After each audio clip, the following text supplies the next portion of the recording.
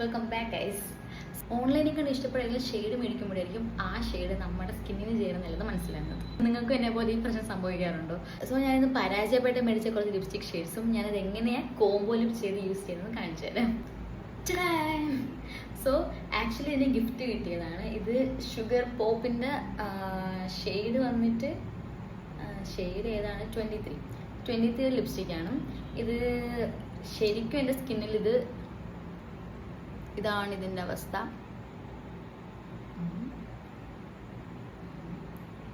Okay, ഇത്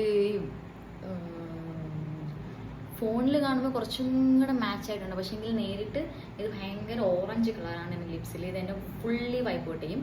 so അപ്പോൾ നമുക്ക് ഇത് ഞാൻ എങ്ങനെ കമ്പൈൻ ചെയ്ത് ഇതിൽ നിന്ന് കാണിച്ചു തരാം. എങ്കിലും നോട്ട് ദാറ്റ് ബാഡ്. ഓക്കെ, ഞാൻ കാണിച്ചു തരാം.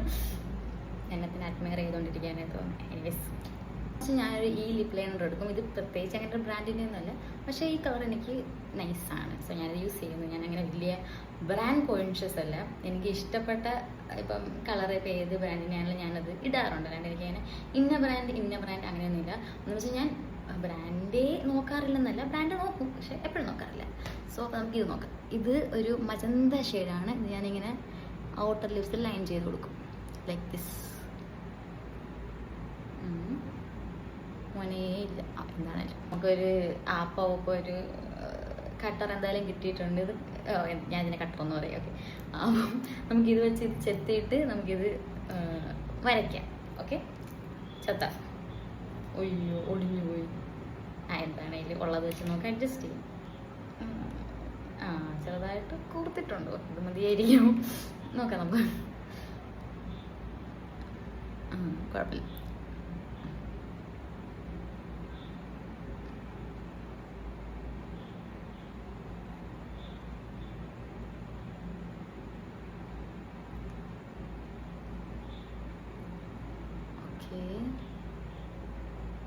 കുറച്ചും കൂടെ നമുക്ക് ഡാർക്കായിട്ട് വരയ്ക്കല്ലേ, അപ്പം മറ്റേ പ്രൊഡക്റ്റ് കുറച്ചിട്ടാൽ മതിയായിരിക്കും.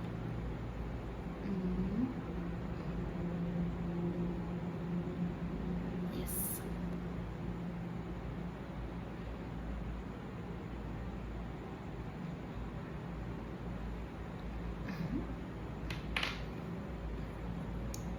സോ